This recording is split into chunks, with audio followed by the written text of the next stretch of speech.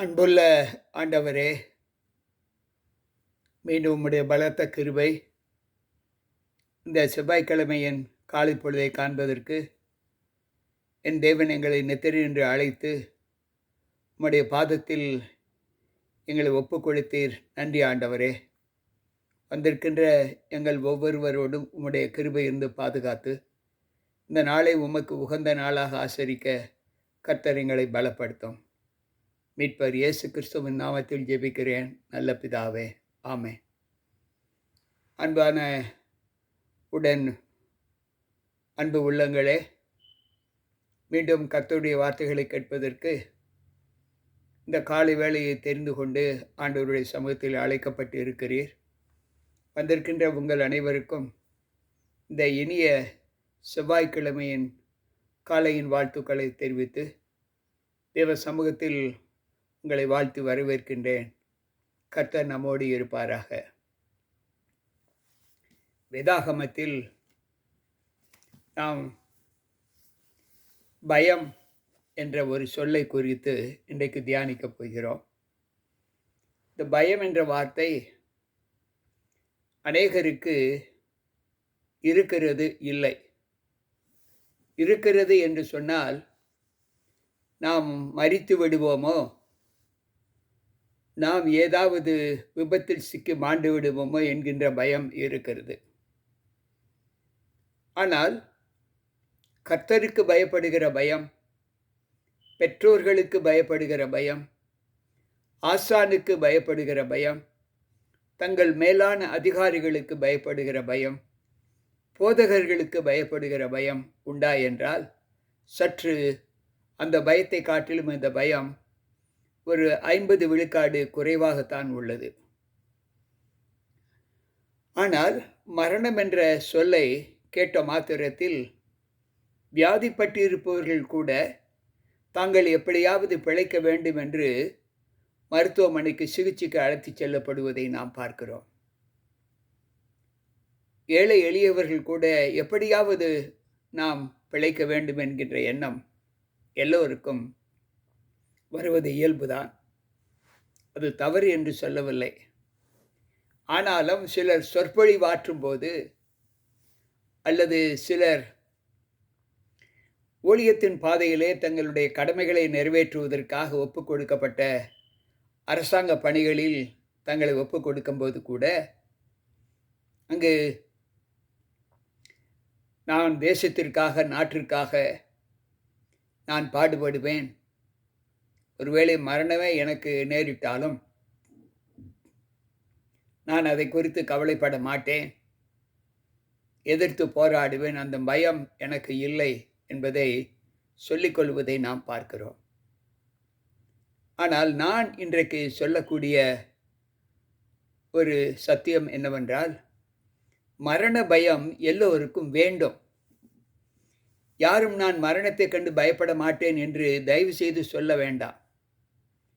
மரணத்தை கண்டு பயப்பட வேண்டாம் என்ற சொல்லுக்கு என்ன அர்த்தம் என்றால், நாம் மடிந்ததற்கு பின்பு நம்மில் வாழ்க்கை ஒன்றுமில்லை என்று நினைப்பவர்கள்தான் நான் மரணத்தை குறித்து பயப்பட மாட்டேன் என்று சொல்லுவார்கள்.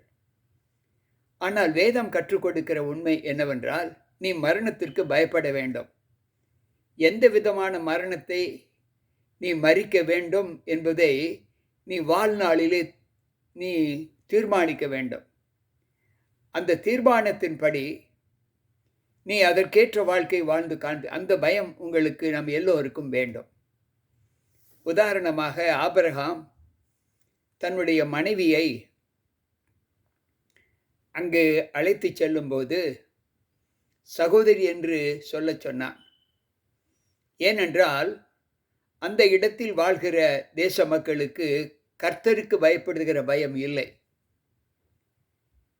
அவர்கள் சகோதரி என்று சொன்னால் தன்னை கொன்று போடுவார்கள் என்கின்ற பயம் ஆபிரகாமுக்கு இருந்தது. எனவேதான் மனைவி என்று சகோதரி என்று சொல்லச் சொன்னான். மனைவி என்று சொன்னால் தங்களை கொன்று போடுவார்கள் என்ற பயம் அவனுக்கு இருந்தபடியால் தம் மனைவியை சகோதரி என்று சொல்லச் சொன்னான். அன்பு பிள்ளைகளே, அதைப்போல ஒரு மனிதன் மரித்ததற்கு பின்பு அவன் நரகத்திற்கு செல்ல வேண்டுமா அல்லது பரலோகம் செல்ல வேண்டுமா என்கின்ற பயம் அவனுக்கு இருக்க வேண்டும். ஒருவேளை தவறு செய்கிற பிள்ளைகள் தங்களுடைய வாழ்க்கையில் தேவனுக்கு உகந்த ஒரு வாழ்க்கையை வாழ்ந்து காண்பிக்கும்போது தவறுகள் செய்வது இயல்புதான். அதை திருத்திக் கொண்டு அந்த நித்திய மரணத்திற்கென்று தங்களை ஒப்புக் கொடுக்காதபடி தெய்வ பயத்தோடு பரலோக ராஜ்யத்திற்கு செல்ல வேண்டும் என்கின்ற ஒரு பயம் நமக்குள்ளாக இருக்க வேண்டும். இல்லை என்று யாரும் சொல்லக்கூடாது. நான் என்ன விதமான ஒரு மரணத்தை மரிக்கப் போகிறேன்? பயம் என்பது இன்றைக்கு அநேகர் தப்பாக எடுத்துக்கொள்ளுகிறார்கள். பயம் என்பது நம்மை ஒரு மாற்றத்திற்கு நல்வழிப்படுத்துவதற்குண்டான ஒரு எச்சரிப்பின் குறிக்கோள்தான் பயம். நாம் பயந்து நடந்தால் நாம் நல்ல ஈவுகளை பெறலாம். பயப்படாமல் தவறு செய்தால் அதற்கேற்ற பலன்களை நாம் கண்டிப்பாக பெற்றுத்தான் ஆக வேண்டும். எனவே தான் ஆண்டவர் சொல்லுகிறார், நீ கர்த்தருக்கு பயப்படுகிற பயத்தோடு உன்னுடைய வாழ்க்கையை ஒப்புவி என்று சொல்லுகிறார். அங்கு தாவீது பாடும்போது கர்த்தருக்கு பயப்படுகிற பயம் என் கண்களுக்கு முன் இருப்பதால் என்று சொல்லுகிறார். அன்பு பிள்ளைகளே, இன்றைக்கு நம்முடைய வாழ்க்கையில் நாம் ஆண்டவருக்கு பயப்படுகிற பயம் எந்த அளவு தேவனை சார்ந்து இருக்கிறது என்பதை நாம் சற்று யோசித்து பார்க்க வேண்டும். சிலர் சொல்வது போல நாம் சொல்லக்கூடாது. எனக்கு பயமே இல்லை, சாவை வந்தாலும் நான் துரிதமாக செல்வேன். அன்பு பிள்ளைகளே, அதற்கு இராணுவத்தில் பணிபுரியக்கூடிய பிள்ளைகள் தான் பயப்படாமல் இருப்பார்கள். எந்த தீங்கு வந்தாலும், மரணம் வந்தாலும், என்ன வந்தாலும் நாட்டிற்காக தங்களை அர்ப்பணம் செய்கிற பிள்ளைகள்.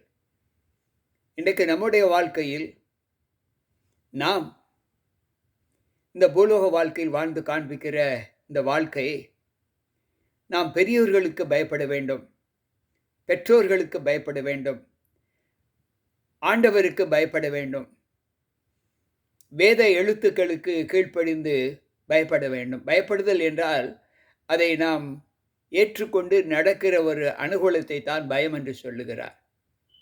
பவுல் சொல்லும்போது கர்த்தர் நமக்கு பயத்தின் ஆவியை கொடாமல், ஆண்டவருடைய பிள்ளைகள் எந்தவித சத்துருவானுடைய சோதனைகளுக்கும் பயப்படக்கூடாது. அதைத்தான் இங்கு ஆண்டவர் சொல்லுகிறார். ஆனால் நீ கண்டிப்பாய் மரணத்திற்கு இன்ன விதமான மரணத்தை நீ சந்திக்கப் போகிறாய் என்பதை உன் வாழ்நாட்களிலே நீ தீர்மானிக்க வேண்டும் என்று சொல்லுகிறார். சத்துருவினை சோதனைகளுக்கு பயப்பட வேண்டாம், ஆண்டவர் அதற்கு கை கொடுப்பார். உன்னை எல்லா தீங்குக்கும் விலக்கி காப்பேன் என்று சொல்லுகிறார். உன்னை காப்பாற்றுவதற்காக நான் உன்னோடு கூட இருக்கிறேன் என்று சொல்லுகிறார். அப்படி சொல்லுகிற தேவன் என் வார்த்தைகளுக்கு பயப்படு என்று சொல்லுகிறாரே, அப்படி என்றால் என்ன அர்த்தம்? பயப்படு என்று சொல்லுக்கு இங்கு கீழ்ப்படிந்து நடக்க வேண்டும், நல்வழியை நடைபிடித்து நடக்க வேண்டும் என்ற ஒரு சொல்லைத்தான் ஆண்டவர் அங்கு நமக்கு சொல்லுகிறார். எனவே எனக்கு பிரியமான தேவ பிள்ளைகளே, இன்றைக்கு நம்முடைய வாழ்க்கையில் நாம் பயப்படுகிற ஒரு பயம் நமக்கு காணப்படுகிறதா என்றால், கர்த்தருக்கு பயப்படுவதிலே ஞானத்தை போதிக்கும் என்று ஆண்டவர் சொல்லுகிறார். அதாவது கர்த்தருக்கு கீழ்ப்படிந்து நடப்பதே. இந்த இடத்தில் பயம் என்று சொன்னால் கீழ்ப்படிந்து நடப்பது, கீழ்ப்படிந்து அவருடைய அன்பின் வார்த்தைகளை ஏற்று நடப்பது, அதன் வழி நடப்பது தான் நமக்கு ஆண்டவர் ஞானத்தை கொடுக்கிறார் என்று பொருள்படுகிறது. உன் வழியை கர்த்தருக்கு ஒப்புவி என்று சொல்லுகிறார். அப்படி என்றால் நீ எதை செய்தாலும் தேவனுடைய நாம மகிமைப்படும்படி ஆண்டவருக்கு பிரியமான வழியிலே உன் வாழ்க்கையை ஒப்புவி என்று அர்த்தம்.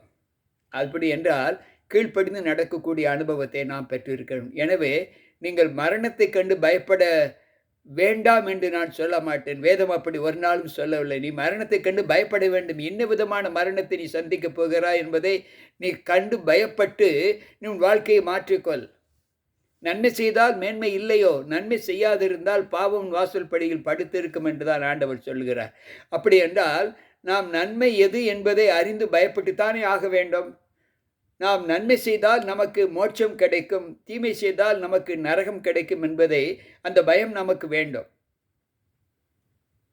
அதைத்தான் நான் சொல்லுகிறேன். அந்த பயத்தை நாம் எல்லோரும் கண்டிப்பாக பெற்றுக்கொள்ள வேண்டும். நாம் தீமை செய்து நரகத்திற்கு செல்லுகின்றதை ஆண்டவர் மீண்டும் நம்மை பரலோகத்திற்கு அழைத்துச் செல்வார் என்று வேதம் ஒரு காலம் போதிக்கவும் இல்லை, அப்படி செய்யவும் இல்லை. நம்முடைய தேவன் தீங்குக்கு மனஸ்தாபப்படுகிற தேவனே அல்லாமல், பாவியை ஒரு நாளும் அவர் நீதிமான் என்றோ, நீதிமானை ஒரு நாளும் அவர் பாவி என்றோ ஒரு இடத்திலும் சொல்லவும் மாட்டார். யோபு 15:6 வாசிப்போம் என்றால், உன் வாயே உன்னை குற்றவாளியாக தீர்க்கும், உன் நாவே உன்னை நியாய தீர்ப்பிலே உனக்கு எதிராக சாட்சி சொல்லும் என்று சொல்லுகிறார்.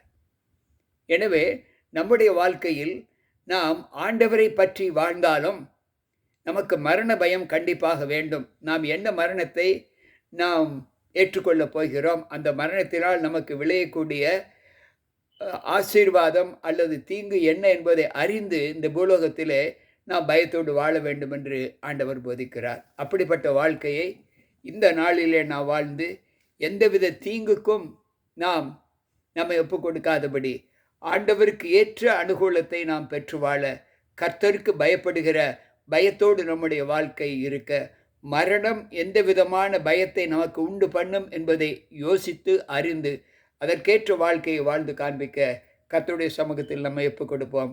கர்த்தர் நம்மோடு இருப்பாராக. அன்புள்ள ஆண்டவரே, இந்த நாளிலும் பயம் என்ற சொல்லுக்கு நீர் எங்களுக்கு பயமுள்ள ஆவியை கொடாமல் பயம், அன்பும் தெளிவும் உள்ள ஆவியை நீர் எங்களுக்கு கொடுக்கிறீர் என்று உம்முடைய வேதம் எங்களுக்கு கற்றுக் கொடுக்கிறது. நாங்கள் உலக ஆண்டவரே தீர்மானங்களுக்கு, உலக கட்டளைகளுக்கு நாங்கள் பயப்படுகிற பிள்ளைகளாகவும், உமது தீர்மானங்களுக்கு நாங்கள் பயப்பட்டு உம்முடைய வழிகளுக்கு பயப்படுகிற பிள்ளைகளாகவும் எங்களை ஒப்புக் கொடுக்கிறோம். ஒருவேளை துன்மார்க்கத்திற்கேற்ற மரணம் எங்களை ஆட்கொண்டு இருந்தாலும் அதற்கு அனனியா, மிஷாவேல், அசீரியாவை போல நாங்கள் ஒப்புக் கொடுக்கப்பட்டாலும் அந்த மரணத்திலிருந்து நீர் எங்களை விடுவிப்பீர் என்ற நம்பிக்கை எங்களுக்கு உண்டு ஆண்டவரே. யோபு சொல்லுகிறார், நான் என்னை கொன்று போட்டாலும் நான் உம்முடைய நாமத்தை நான் ரீங்காரம் பண்ணுவேன் என்று சொன்னது போல, நான் கர்த்தருக்கு விரோதமாக செய்கிற பிள்ளைகளுடைய ஜீவிதத்திலே நாங்கள் ஒப்புக் கொடுக்காதபடி ஆண்டவருக்கு பயப்படுகிற அனுபவத்தோடு நான் என்ன விதமான மரணத்தை சந்திக்கப் போகிறேன், அந்த மரணத்தின் பலன் எனக்கு என்ன கொடுக்கிறது என்பதை நான் உணர்ந்து, பாவத்தின் சம்பளம் மரணம் என்று சொன்ன அந்த ஆக்கினைக்கு நான் எங்களை ஒப்புக் கொடுக்காதபடி, கிறிஸ்துவுக்குள் ஒருவன் என்னை விசுவாசிக்கிறவன் மரித்தாலும் பிழைப்பான் என்று சொன்ன அந்த வாக்கின்படியே நாங்கள் நடக்க எங்களை உம்முடைய கரத்தில் ஒப்புக் கொடுக்கிறோம். வந்திருக்கின்ற எங்கள் ஒவ்வொருவருக்குள்ளும் உம்முடைய கிருபை இருந்து பாதுகாத்து கொள்ளும். மீட்பர் இயேசு கிறிஸ்துவின் நாமத்தில் ஜெபிக்கிறேன் நல்ல பிதாவே, ஆமென். அன்பு பிள்ளைகளே, கேட்ட வார்த்தைகள் உங்களை கிறிஸ்துவுக்குள் நல்ல பலத்தை கொடுக்கும் என்று நான் கர்த்தருக்குள் நம்புகிறேன். மீண்டும் நாளை சந்திப்போம். உங்கள் போதகர் ஜி.கே. ராபர்ட். கர்த்தர் நம்மோடு இருப்பாராக. ஆமென்.